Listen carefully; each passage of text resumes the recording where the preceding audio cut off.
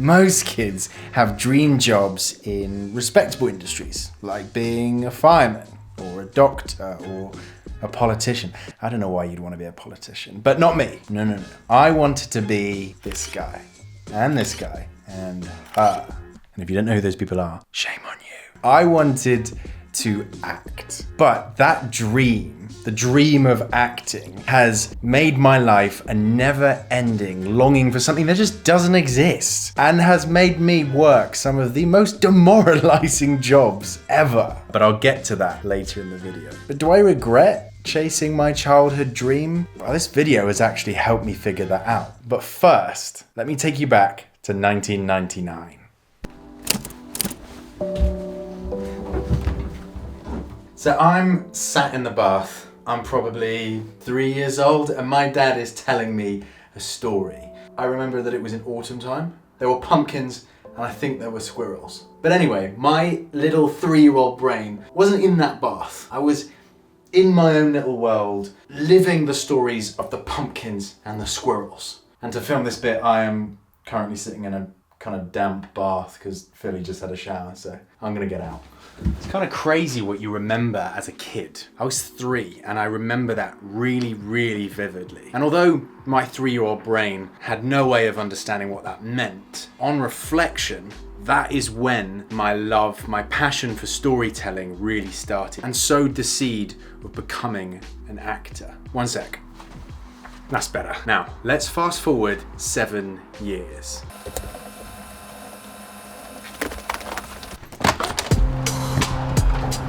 I'm 10 years old and I'm playing football in a field not too dissimilar than this.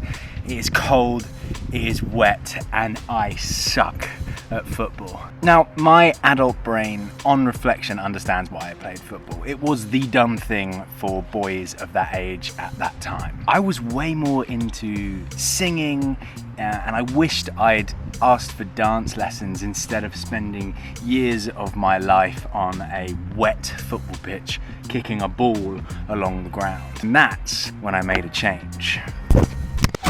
This is where I imagine that I have this massive coming of age moment, like in a blockbuster movie where the main character realizes their mistakes and takes hold of their life for the first time. But let's be honest, it was probably just my parents getting fed up of the fact that I was grumpier when I got back from practice than when I left. Yeah. So from the ages of 11 to 18, I want to call this my musical theatre era. I performed in amateur productions of The Addams Family, West Side Story, Cats, Hairspray. I even played Jean Valjean from Les Mis at the ripe old age of 15. Probably has to be a career highlight that I still haven't matched yet. And that turning point from football to theatre, I was a very shy, introverted kid. But with a little sprinkle of puberty and some raw talent in a space where there weren't many boys at all, my confidence grew and grew and grew until arguably I had a little bit of an ego. In a blink of an eye, I'm 18. I can just feel my name in lights. Cameron McIntosh, I am your leading man. Now, drama school is the dream of any theatre kid. And from the ages of 18 to 25 and even older, people slave away to audition for the most prestigious schools in the UK. You've got RADA, you've got LAMDA, you've got Bristol Old Vic, you've got Rose Bruford, Guildford School of Acting, East 15, the list goes on. Drama school is a bit of a rite of passage. It's where you go to train to become an actor. Very early on, you realise that this is the path that most people go down. Now,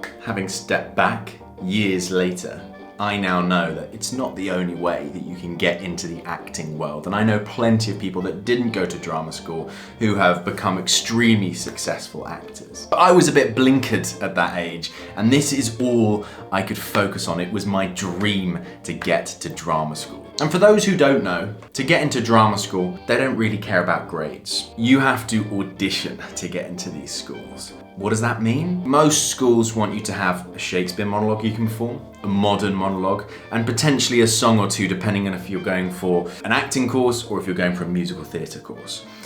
But these schools can be so awkward. Some want 2 Shakespeare monologues.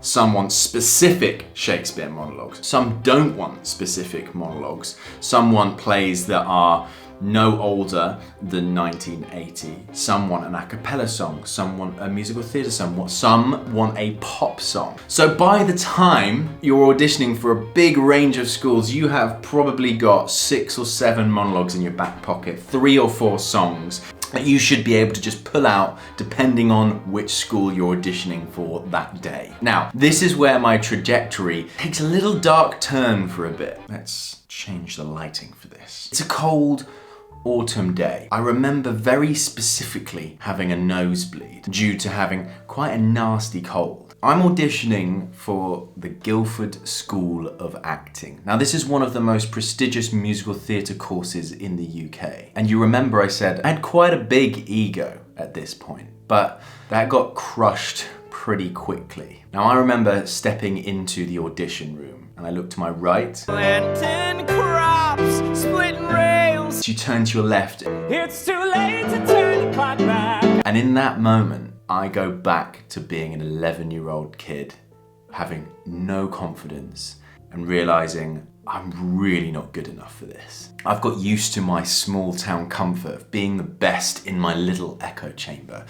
And I was not prepared to go up against the best of the best in the country. Completely underestimated what it took to get into a musical theatre course. How on point, how precise you needed to be. And that's where my musical theatre dream died, in that audition room.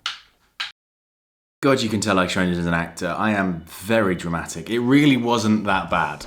I mean, I'm telling the truth, when my musical theatre dreams died that day, they did. I realised that I was never gonna get into a musical theatre course. I just wasn't that good. You have to be the best of the best to get into one of those courses. But I can't be so hard on myself. So what I did is, first year, I auditioned for 4 drama schools. East 15, Guildford School of Acting, Central School of Speech and Drama, and Rose Bruford. The reason why I did that instead of going to all of them was because I needed some mental capacity to finish my A-levels. I would have failed otherwise. And most people tell you that you will not get into drama school your first year. And most of the time, when you're 18, you'll get rejected on the spot. You won't get through to any second auditions, final auditions. But I have to give myself some props here, because I got into 3 out of the 4 final auditions of the schools that I auditioned for. Central School of Speech and Drama, East 15, and Rose Bruford. I ended up getting into East 15, and thankfully that was my favourite school out of them all. Because auditions are a bit of a moneymaker for drama schools, it's very elitist. And if I'm honest, things should change. Because when I was there, I was auditioning and it was costing between £40 and £100 per audition. It might have changed, but if anything, it's probably got more expensive. But East 15 being one of the cheaper auditions, and also they treated us like actors rather than treating us like students or just ticking boxes to fill their bank accounts. They took the time to really workshop our scripts and created a really warm atmosphere, a really encouraging atmosphere, which is exactly what I needed at that time. So I've just realized that I'm sat here and there's some clean washing here. Excuse the realness. But they made it fun as well. That's something that I feel like, especially in drama school, which is so different from the industry. The industry wants you to have fun. They want you to do well in an audition room, or the audition rooms I've been in anyway. Whereas drama schools make it very serious. And East 15 switched that on its head and wanted it to be fun. So anyway, I got to the last round of that audition. I waited, and 2 weeks later, I got a letter in the post saying that I had been accepted to East 15 acting school. God, I remember literally jumping on the sofa. There was no one in the house, weirdly. And I just remember screaming and shouting, and it was such an amazing, amazing feeling. And all they asked for was 2 C's at A-levels. Easy. I just took Philly to the airport this morning, so I'm home alone for 5 weeks, which is always strange. It's It's always a bit quiet. So yeah, my life is pretty much going to consist of editing and making these videos for the next 5 weeks. I just wanted to break the story up here just to say for one last time, because we're changing the business model of the merch, the OG merch, the big one, the Circle of Love, the PB's All Round merch, it's all going to be gone midnight tonight. So if you haven't managed to get yourself any of it, go do that now. It will be gone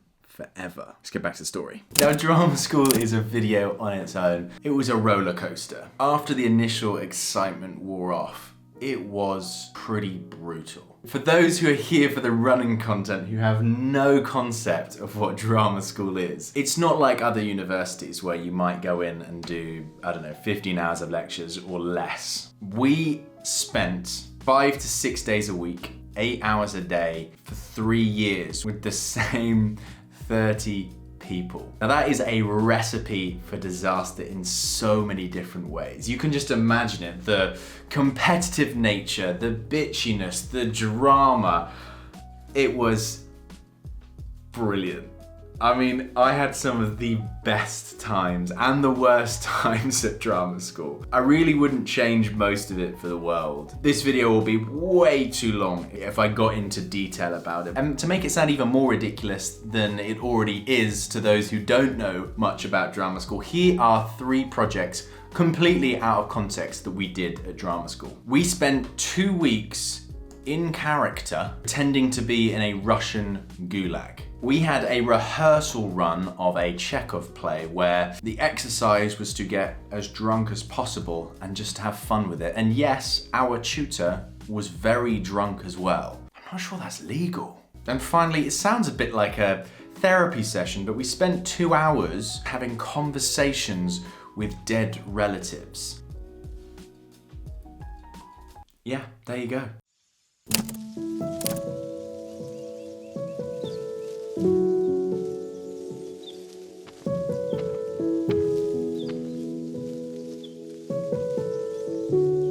And then bam, 3 years have gone by. I am living in a city that I can't really afford to live in. I'm doing some really demoralizing jobs. I appreciate there are worse places to be than mucking out cafe toilets at 4:30 in the morning, cleaning up after kids after they've soiled themselves, being made redundant from a call center job, which I didn't even know could happen. But it was such a stark difference between the dream that I had as a 3-year-old kid in that bath and what actually it turned out to be. I have to be real with myself. I've lost some of the passion for the acting itself. I think it's that thing of, it's not in my control. And yeah, of course, I could be going out and doing classes and networking. I've come to realize that I, for my own mental health, for my own well-being, I need to be doing something that I really love to do.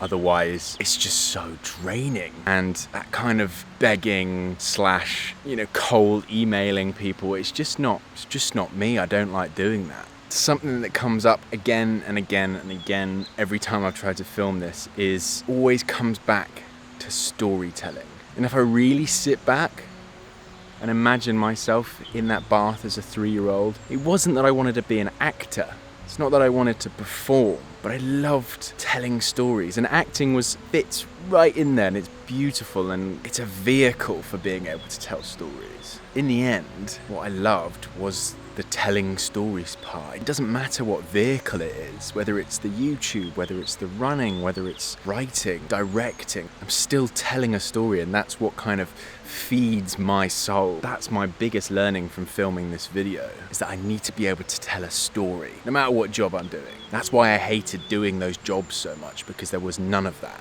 There was no storytelling, there was no creating a world that wasn't what I just saw in front of me. Damn, this got deep. Coming back to the message of the whole video, do I regret following my dream? Absolutely not. I wouldn't be where I am now if I hadn't. And I think I wouldn't be very happy if I hadn't. I would have definitely just hid behind the camera for Philly's YouTube channel and never picked up the camera to do it myself. The training that I got at drama school has taught me how to tell stories better, how to be more real, be in the moment. And to finish this, I'm not giving up on being an actor. It's still a job that allows me to tell a story, and if I ever got the chance to do it full time, have the opportunities come my way, I would take them over anything. But what I've realized is that it is just storytelling that really feeds my soul, and I'm gonna just do that, whether it's with this channel, Philly's channel, any other platforms that I can use to tell stories. So if my agent is watching, I'm not giving up on acting.